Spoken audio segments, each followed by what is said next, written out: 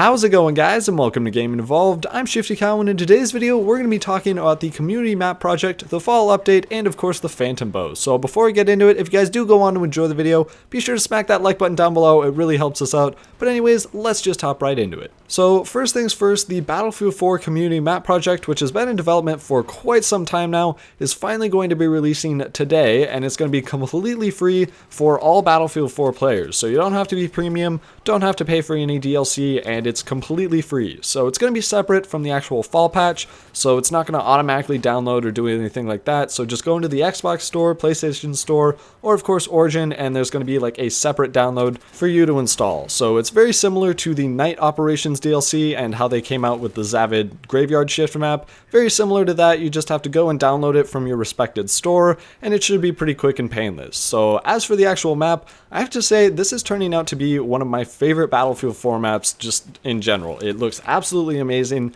The graphics are on point. The assets look really, really nice. They've got some awesome things that they've added in. And also the gameplay itself, which is pretty much the most important thing about any map, is just really, really nice. It's mostly centered around infantry. It's got some decent close, medium, and long-range engagements, which is awesome because it caters towards like all classes.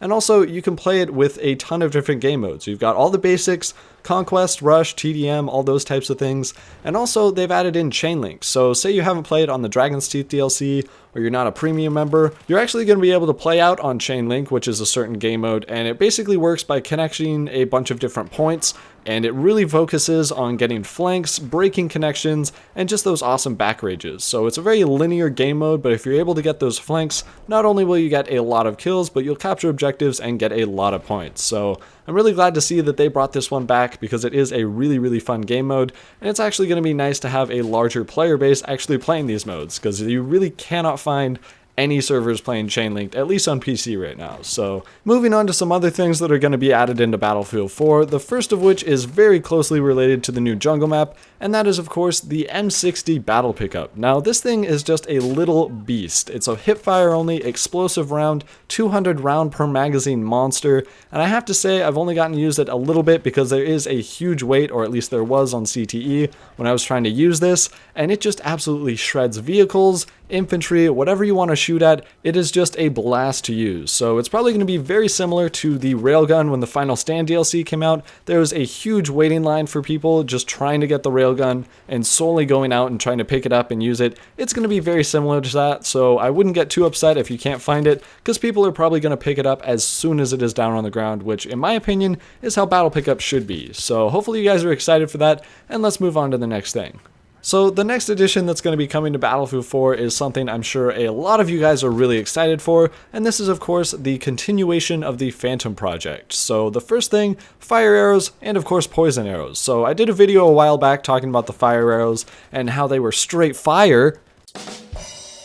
Sorry guys, but I really didn't get to talk a lot about the poison arrows because at the time of using them, they were just straight trash. They've seen a couple of improvements here and there, and one of the notable changes I've noticed is when you're shooting at someone and you hit them, it'll give you a hit marker, and then as soon as they run away, it seems to kind of stay with them. So it doesn't do quite as much damage as the fire arrows, but it does kind of stay with them and you can't escape quite as easily. Now, that being said though, these things are both pretty trash. Like if you're trying to go try hard, stay as far away as you can from these, because these really are just kind of odd novelty weapons. And while they do add something to the game, like fire arrows in a jungle map, it just really, I can't even describe it. It's an awesome feeling and it looks really, really nice. In terms of gameplay, they're meant to be novelties. Like a phantom bow, that's a novelty, and the new arrows, they kind of stay with that pattern. So they're certainly not impossible to get kills with, but just know you're going to be at a massive disadvantage. One thing I do really like about them though, is they are pretty good for crowd control. So if you throw a couple of these down and there's campers that are just up on a hill, you can actually move them pretty easily, and that's going to be kind of an incentive to get people to come down and play the objective a little more. So they're definitely going to have a cool way of unlocking these, because there's no way they're just going to give them to you. Like, it's DICE, it's the Phantom project, they're not just going to let you have it. We're going to have to do some kind of thing for it, and they have had that crate, which has a little finger scanner, and I'm sure you guys have seen that. But hopefully we do actually see what that does when the full patch comes live, because I doubt they would put everything that they're actually going to have in terms of Easter eggs on the actual new map. So we're just gonna have to wait and see. I'm sure like Jack Frags will do a video talking about how to unlock it and all those types of things, but we really just have to wait. So in terms of the actual patch, there are very few changes that I found very notable. The first of which is that the minimap is getting some really nice improvements in terms of verticality. So if someone's above you or below you, they're going to have a slightly different indicator than just at your same level. And also, if you're capturing an objective in, say, like domination or conquest, it's actually going to have a border similar to in Hardline that actually shows where you can go to capture the objective. So this is something that really just needed to be in Battlefield since day one, but it's really cool to see that we're finally getting it, especially after they added it into Hardline and it got such positive feedback. So that's pretty much it for this video, guys. I didn't really want to talk about the fall patch too much because so many things are unconfirmed right now, but if you guys did go on to enjoy the video, be sure to smack that like button down below, and if you haven't already, be sure to hit that subscribe button because as soon as it comes out, we're going to have a bunch of different videos on it. So until next time, guys, stay buttery.